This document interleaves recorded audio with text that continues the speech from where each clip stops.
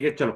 तो हमने अभी तक पिछले लेक्चर्स में हमारे पास ये खत्म कर दिया कि हमारे 2500 से लेके 2500 टू 1500 के बीच में हमारे पास जितना भी हमारे पास ये सारा का सारा पार्ट है, ये पार्ट हमारा इंडस वैली सिविलाइजेशन का था। तो इस एज में हमारे पास इंडस वैली सबसे ज्यादा प्रोमिनेंट थी। ठीक है, 1500 टू 500 के बीच में इंडस वैली सिविलाइजेशन को खत्म कर दिया था एक फॉरेन इन्वेडिंग ग्रुप ने, और उस फॉरेन इन्वेडिंग ग्रुप का नाम था आर्यंस का। ठीक है, आर्यंस। आर्यंस को हमने ये देखा था कि आर्यंस कैसे कैसे इंडिया में सेटल हुए थे।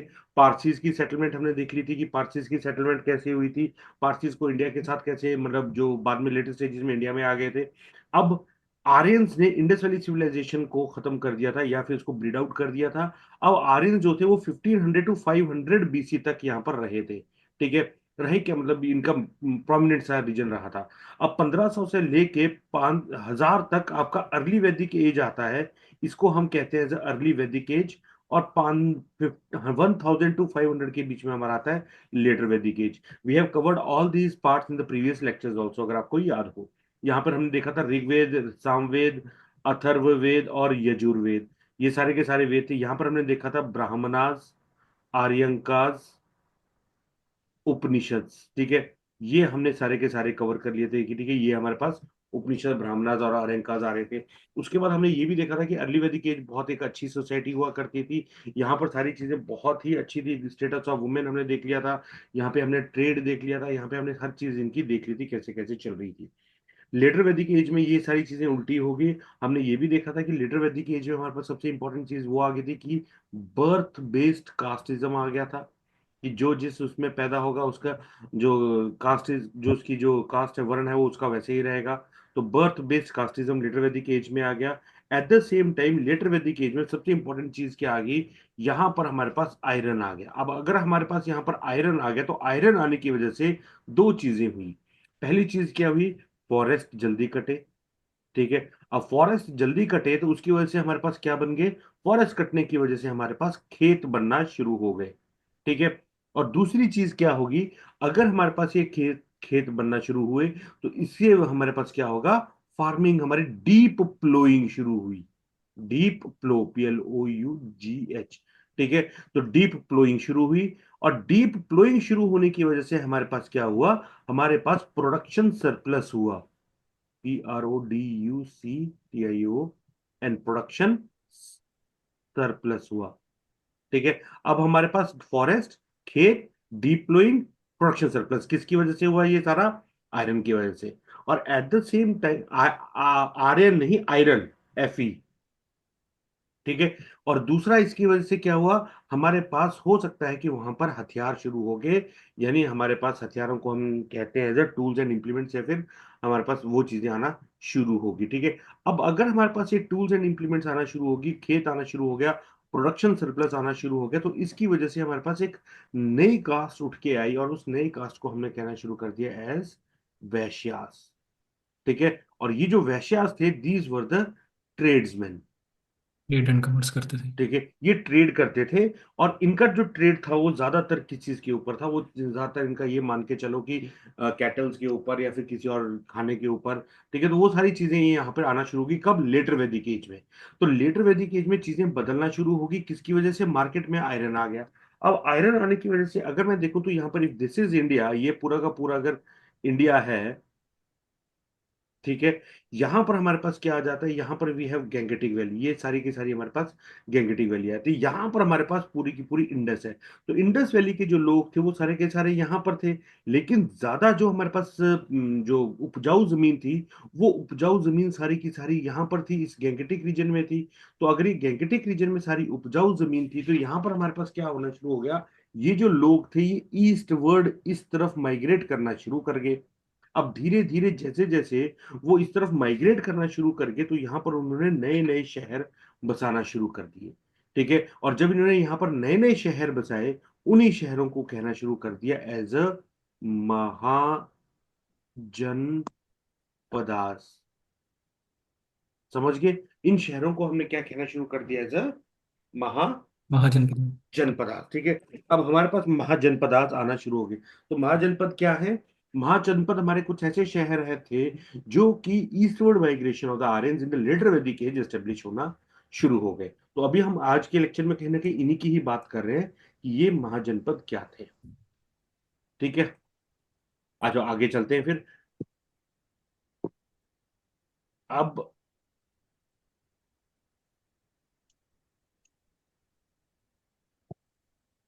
यहां पर देखें तो हमारे पास महाजनपदास, ठीक है। अब ये जो महाजनपदास थी हमारे पास, सबसे पहले ऋग्वेदिक एज में इसको हम कहते थे एज ए जन।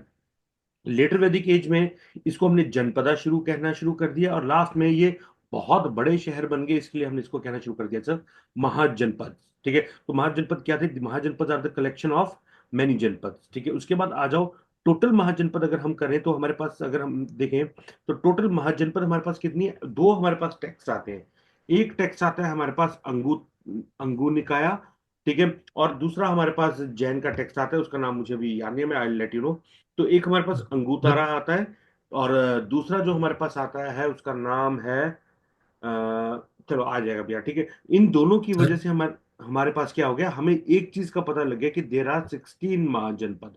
ठीक है, ये 16 महाजनपद बन गए। दो एज पर the Ashtadhyayi of Panini there were 22 Mahajanapada. तो ये कहीं ना कहीं कुछ 22 महाजनपद की बात कर रहे हैं, लेकिन हम 16 महाजनपद की कर रहे हैं। ठीक है, हम क्योंकि 16 महाजनपद को ही, यानी 16 बड़े बड़े शहर इन्होंने बसा लिए। अब इन 16 महाजनपद में से हम ये बिलीव करते हैं कि सारी की सारी महाजनपद नॉर्थ वाली साइड थी, लेकिन एक महाजनपद थी जो नॉर्थ में नहीं थी, वो साउथ में थी, और उस महाजनपद को कहते हैं असाका या अस्माका। ठीक है, उसके बाद दूसरी चीज आ गई, बाकी सारी की सारी महाजनपद आज नॉर्थ में थी।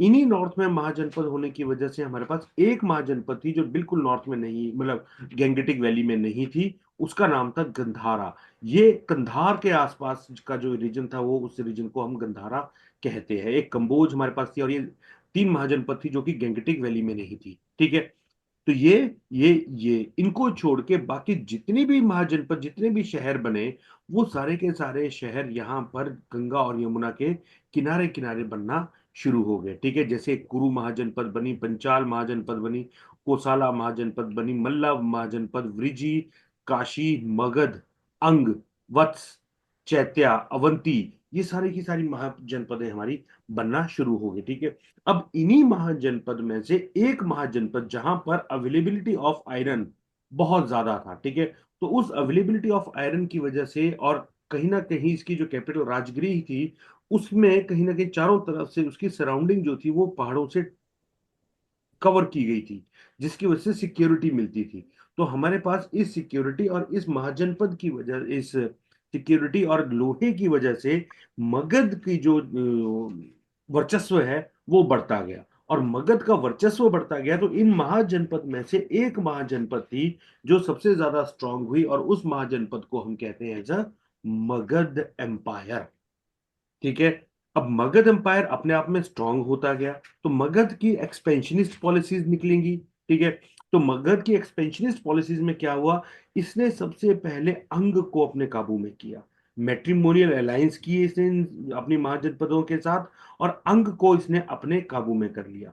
ठीक है, अब जैसे ही अंग अपने इसके काबू में हो गया, तो इसकी वजह से क्या होना शुरू हो गया, जिसने एक्सपैंड करना शुरू कर दिया काशी को, फिर इसने वत्स्य और इस साइड अवंती की तरफ ये मूव करना शुरू कर गया। तो धीरे धीरे जो एक महाजनपद थी, वो धीरे धीरे अपने आप में एक आगे बढ़कर एक पूरी किंगडम बनना अब शुरू हो रही थी। ठीक है, समझ रहे हो दोस्तों?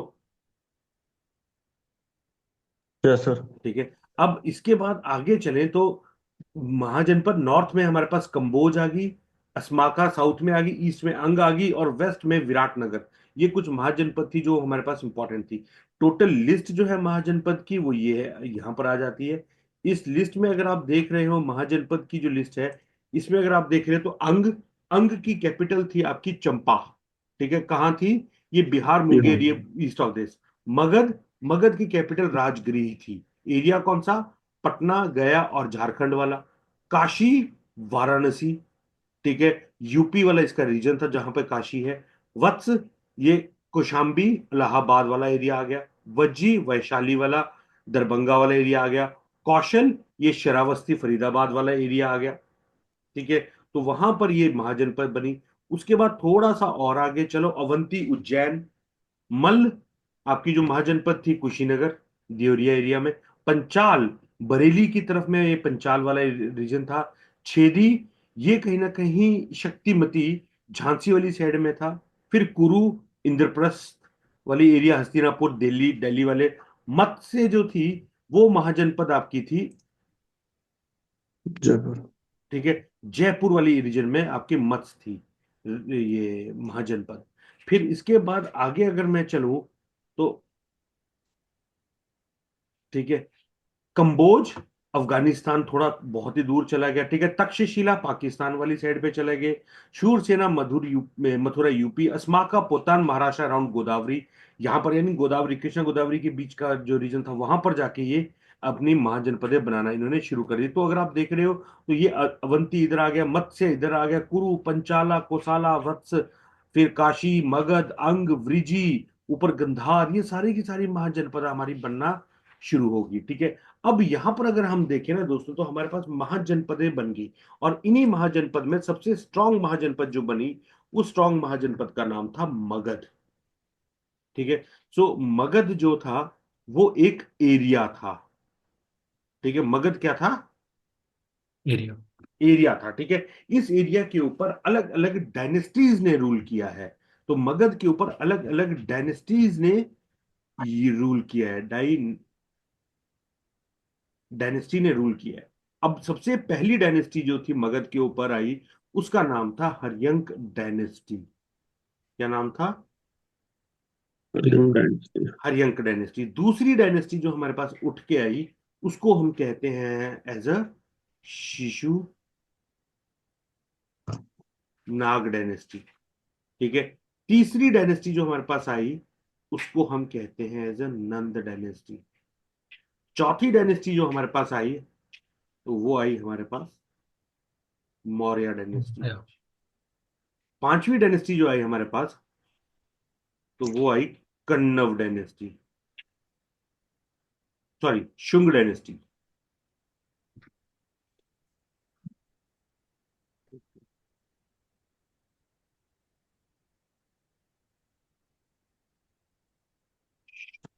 शुंग डायनेस्टी। और छठी डायनेस्टी जो आई हमारे पास, उस डायनेस्टी को हम कहते हैं सर कण्व डायनेस्टी, ठीक है। समझे या नहीं समझे? Yes sir. देखो, अब यहां पर हमारे पास क्या आ गया? हर्यंक डायनेस्टी, शिशुनाग डायनेस्टी, और ये सारी की सारी हमारे पास डायनेस्टीज आ गई। अब यहां पर इसका एक शॉर्ट कोड है जो मैंने अभी अभी आपसे याद करवाया, और वो शॉर्ट कोड है हर शिशु ने मौर्य को शूद्र कहा, ठीक है। हर से बना आपका हर्यंक डायनेस्टी, शिशु से बना शिशुनाग डायनेस्टी, ने से बना नंद डायनेस्टी, मौर्य डायनेस्टी हमने ऐसे के ऐसे रख दी। फिर शुंग, शूद्र से बनी शुंग डायनेस्टी, ठीक है। और कहा से बना कन्नव डायनेस्टी। तो ये जो थी पूरी की पूरी आपका शॉर्ट कोड है। और यहां पर हमारे पास सारे के सारे ये जो ये हैं, क्या बोलते हैं, डायनेस्टीज के मतलब सीक्वेंस है, ये हमारे पास सीक्वेंस कहीं ना कहीं कवर हो जाता है। आगे चलते हैं इसके बाद, ठीक है। अब यहां पर हमारे पास अगर हम देखें तो हमारे पास हर्यंक डायनेस्टी आ गई। अब देखो, ये जो मगध एम्पायर था, मगध एम्पायर में ये जो डायनेस्टीज थी, यहां पर मगध एम्पायर पूरा का पूरा राइज किया, ठीक है। ये बिल्कुल राइज में था, यानी धीरे धीरे आपका पूरा संगठित होता जा रहा था सारा का सारा मगध। और संगठित होने के बाद ये पूरा का पूरा आपका एरिया बन गया, ठीक है। उसके बाद नंद और मौर्य, यहां पर जो था डायनेस्टी, ये आपकी पीक थी, ठीक है। इससे ऊपर मतलब नहीं जा पाया मौर्यन एम्पायर, सबसे मैक्सिमम टू मैक्सिमम यहां तक गया, ठीक है, पीक। उसके बाद आ गया आपके पास शुंग और कन्नव डायनेस्टी। ये जो डायनेस्टी थी, ये डायनेस्टी थी डिक्लाइन की, ठीक है। यहां पर ये डायनेस्टी डिक्लाइन कर गई, ये पीक पर थी और ये राइज थी, ठीक है। अब यहां पर एक और चीज आपको इंफॉर्मेशन है एक्चुअली, कि ये जो नंद एम्पायर था, इट वाज फर्स्ट शूद्र एम्पायर,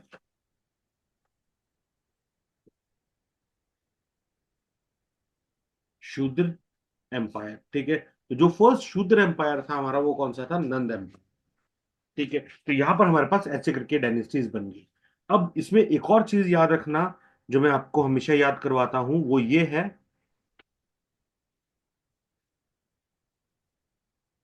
वो ये है कि यहां पर ये चीज याद रखना,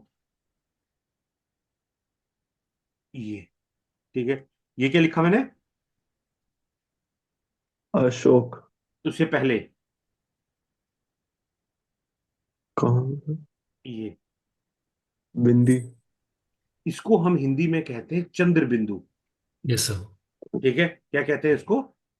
चंद्र बिंदु। चंद्रबिंदु। चंद्र बिंदु। ये चंद्र बिंदु क्यों लिखा मैंने, क्योंकि इसका सीक्वेंस है। एक है चंद्रगुप्त मौर्य, चंद्रगुप्त मौर्य, चंद्र का चंद्रगुप्त मौर्य, बिंदु का मतलब इसका बेटा हुआ बिंदुसार, और सर ये बिंदुसार। अशोक। ठीक है, और बिंदुसार का बेटा हुआ अशोक। ठीक है, तो चंद्र बिंदु अशोक, तो मतलब चंद्रगुप्त मौर्य, चंद्रगुप्त मौर्य का बेटा बिंदुसार, और बिंदुसार का बेटा अशोक। ठीक है, और ये किस डायनेस्टी के थे? ये थे आपके मौर्यन डायनेस्टी के, मौर्यन डायनेस्टी के। इसी के लिए, इसी के साथ इसको मैं क्यों डिफरेंशिएट कर रहा हूं, क्योंकि हमारे पास एक और डायनेस्टी है, हरियंक डायनेस्टी। हरियंक डायनेस्टी, ये जो हरियंक डायनेस्टी है, it is the founder of the मतलब मगध एम्पायर। यहां पर जो इसका फाउंडर था उसका नाम था बिंबिसार, बिंबिसार। ठीक है, तो याद रखना बिंबिसार, बिंबिसार का बेटा था अजाद शत्रु, अजाद शत्रु। ठीक है, तो अब हमारे पास क्या आ गया, एक बिंबिसार, बिंबिसार का बेटा अजाद शत्रु। ठीक है, तो अगर आप इनको देख रहे हो तो यहां पर बिंबिसार है, यहां पर बिंदुसार है। ये चीज याद रखना, बिंदुसार जो था वो मौर्यन एम्पायर का था, और बिंबिसार जो था वो हरियंक डायनेस्टी का था, जस्ट टू डिफरेंशिएट। ठीक है, तो अब हमारे पास क्या हुआ पूरी कहानी में, अगर मैं बात करूं हमारे पास हुआ क्या अभी तक। पूरी कहानी में हमारे पास कुछ कुछ ऐसा हुआ कि हमारे पास letter Vedic as I. Letter Vedic as आने के बाद हमारे पास सारा का सारा जितना भी था, ये सारे के सारे ईस्टवर्ड माइग्रेट करना शुरू करके, ईस्टवर्ड माइग्रेट करना शुरू करके, तो वहां पर लोहा भी था हमारे पास साथ साथ में। तो जंगल वगैरह क्लियर हुए, सारी चीजें क्लियर हुई, और वहां पर निकल के आ गई क्या, महाजनपद। अब जब वहां पे महाजनपद आ गई, तो महाजनपद में से हमारे पास 16 महाजनपद आ गई। 16 महाजनपद में से हमारे पास एक महाजनपद सबसे ज्यादा स्ट्रांग होगी, और वो स्ट्रांग थी महाजनपद जो थी महाजनपद, एक महाजनपद जो स्ट्रांग हुई, उसका नाम था हमारे, हम इसको कहते हैं जब मगध एम्पायर। मगध एम्पायर धीरे धीरे राइज करके, मगध एम्पायर में अलग अलग डायनेस्टीज थी। जो अलग अलग डायनेस्टी थी वो थी हरियंक डायनेस्टी,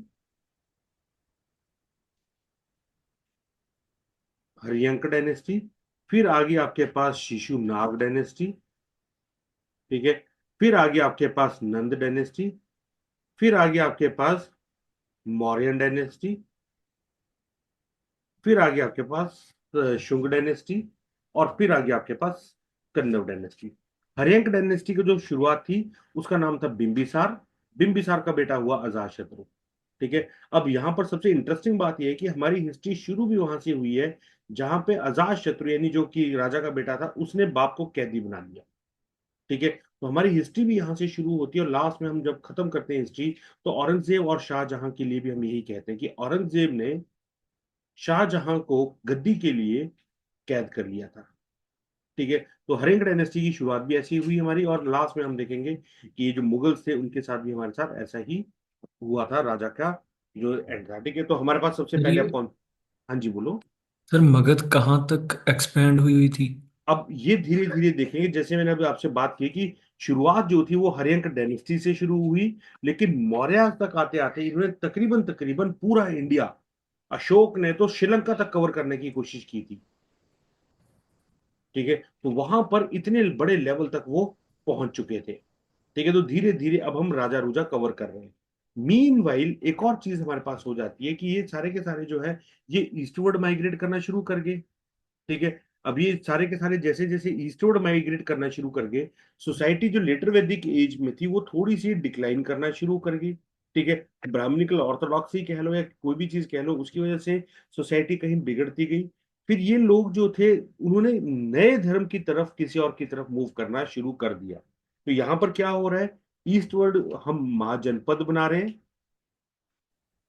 महाजनपद ईस्ट वाली साइड बना रहे हैं, और यहाँ पर लेटर वैदिक एज वाली साइड हमारे पास क्या हो रहा है, यहाँ लेटर वैदिक एज वाली साइड हमारे पास दो नए धर्म निकल के आए। वन वॉज द बुद्धिज्म,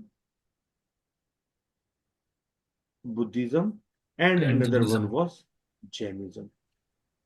ठीक है, तो जब आपके यहाँ पर महाजनपद में से यहाँ पर हर्यंक डायनेस्टी थी, हर्यंक डायनेस्टी थी यहाँ पर चल रही, उस टाइम पर यहाँ पर हमारे पास बुद्धिज्म और जैनिज्म यानी बुद्धा एलाई थे, यानी ऑन डेथ बेड। ठीक है, तो जब बुद्धा की डेथ हुई है तब उस टाइम पे यहाँ पर हमारे पास अरे हर्यंक डायनेस्टी के बिंबिसार, बिंबिसार और अजाद शत्रु थे, अजाद शत्रु थे। ठीक है, तो ये जो दो थे ये हमारे पास हर्यंक डायनेस्टी के थे, और यहाँ पर बुद्धा की हमारे पास डेथ हो रही थी। तो अब हमारे पास दो टॉपिक उठ के आए, एक टॉपिक आया हमारे पास बुद्धिज्म और एक टॉपिक आया हमारे पास जैनिज्म।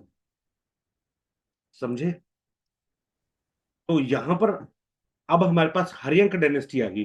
हर्यंक डायनेस्टी की शुरुआत हुई है बिंबिसार से, और बिंबिसार का बेटा था अजातशत्रु, उसके बाद आगे उडायन, और उडायन के बाद नागदशक आया था। ठीक है, तो हर शिशु, हर्यंक, शिशु, नंद, मौर्य। तो हर्यंक डायनेस्टी को सबसे पहले हम शुरू कर रहे हैं 544 बीसी में। ठीक है, अब यहाँ पे वही बात आ गई कि मौर्य जो मगध था वो इतना स्ट्रांग क्यों बना, सेल्फ डिफेंस, आयरन, और वहां पे एम्बिशियस रूलर थे, इकोनॉमिकली बहुत इंपॉर्टेंट था और पावरफुल बनता गया। अब बिंबिसार फाउंडेड मगध डायनेस्टी। ठीक है, इसकी जो कैपिटल थी वो गिरिवराज थी, and he transferred the capital to Rajgriha. ठीक है, second, he was killed by his own son Ajatashatru. और ये हिस्ट्री में, इंडियन हिस्ट्री में बहुत कम देखा जाता है ऐसा कि ऐसा हुआ हो। इसने टाइटल अपने लिए लिया था श्रेणिक। ठीक है, और इसका नाम था जो वो था mention in the Jain text. He was contemporary to Buddha and Jain, जैसे मैंने बात की थी। और ये जो बिंबिसार था, ठीक है, he was follower of Buddhism. He donated Venuvana vihara to Buddha, as it is believe that Buddha was married to his sister. ठीक है, बिंबिसार के फ्रेंडली रिलेशन थे किसके साथ, महाजनपद एक और थी अवंती। ठीक है, अवंती का जो राजा था वो बीमार हो गया था, so he sent Jivaka to help the king. Anga को इसने डायरेक्ट एनेक्स कर दिया, और मैट्रिमोनियल लाइंस के थ्रू इसने कुशाला को, Kosala king sisters, Kosala Devi got Kashi as in dowry. Vajji Chetaka sister Chellana के साथ इसने शादी की, और मधारा किंग पुंज के साथ इसने, सिस्टर चीवा के साथ इसने शादी की। ठीक है, तो ये इसने वहां पे काफी ज्यादा अपने एम्पायर को कंसोलिडेट किया। कैसे कंसोलिडेट किया, कुछ के साथ इसने दोस्ती वाले रिलेशन रखे, कुछ के साथ इसने डायरेक्ट एनेक्सेशन की, और कुछ के साथ उसने मैरिज प्रपोजल्स भेजे। ठीक है, तो वहां पे इसने अपने आप को कंसोलिडेट करते गए। उसके बाद आजाद शत्रु, आजाद शत्रु के अंदर हम देखते हैं तो क्या हुआ। बेसिक इंफॉर्मेशन क्या था, the last king of Indian history to acquire throne by killing his own father. सबसे पहली बात, title Kunika, the father killer. Religious belief, शुरू में ये बुद्धिस्ट था। ठीक है, और इसने फर्स्ट बुद्धिस्ट काउंसिल करवाई, याद रखिएगा बहुत इंपॉर्टेंट है, इसने फर्स्ट बुद्धिस्ट काउंसिल करवाई। Later got converted into Jainism, known for introducing military welfare techniques. ठीक है, अजात शत्रु ने कुछ और चीजें शुरू की थी, महाशिला कंटक। ठीक है, तो ये एक बहुत बड़ी एक गुलेल टाइप में थी जहां पे फेंकते थे। दूसरी रथ मूसला, रथ मूसला समथिंग लाइक दिस। ठीक है, जहां पर वो रथ के आगे उन्होंने ब्लेड फ्लूट्स लगाए थे। ठीक है, उसके बाद अगले आगे हमारे पास उडायन। ठीक है, first king who shifted his capital from Rajgiri to Pataliputra. तो ये राजगिरी कैपिटल आई थी, अब ये पहुंच गई Pataliputra. Also killed father to ascend the throne. ये कहीं ना कहीं इनका जो डायनेस्टी है वो डायनेस्टी ऐसे ही चल रही थी। ठीक है, इसने जो टाइटल दिया उसका नाम दिया गया इसको, वो था पितृहंता, किलर ऑफ द फादर। ठीक है, उसके बाद नाग दशक, लास्ट ये था, he also killed his father. तो अगर आप देख रहे हो तो ये पूरी की पूरी डायनेस्टी ही ऐसी थी जहां पर दे किल देयर फादर। तो इनको हटा के फिर अब आई Shishunaga dynasty. Shishunaga dynasty was also a Brahmin ruler of the Magadha, first Brahmin ruler of Magadha. Shifted, capital shifted from Vaishali to Pataliputra again. ठीक है, कालशोक इसका सबसे इंपॉर्टेंट बंदा था। ठीक है, adopted Buddhism, organise second Buddhist council at Vaishali. ठीक है, और आगे आगे हमारे पास नंद एम्पायर। नंद एम्पायर में महापद्मानंद और घनानंद दो थे। महापद्मानंद जो था फाउंडर ऑफ द डायनेस्टी थी। घनानंद या धनानंद जो था, he was the king at during the invasion of Alexander. जब अलेक्जेंडर ने इन्वेड किया उस टाइम पे ये किंग था। He exiled Chanakya from his kingdom and he was throned by Chandragupta Maurya with the help of Chanakya. ठीक है। अब यहां पर हमारे पास एक चीज आ जाती है, ये अलेक्जेंडर कौन था? ठीक है। He was king of Macedonia, father Philip. Teacher इसका एरिस्टोटल था। नेवी चीफ निरायुक्स था। और आर्मी चीफ था इसका सेल्यूकस निकेटर। ठीक है। और इससे इंपॉर्टेंट इससे रिलेटेड इंपॉर्टेंट चीज क्या है? इसने एक लड़ाई लड़ी थी, हाइडेस वॉर या हाइडेस पास वॉर। ठीक है। तो वहां पर पोरस के साथ ये लड़ा था। और ये फर्दर उसके बाद जीत तो गया था, लेकिन इसकी आर्मी आगे नहीं जा पाई थी।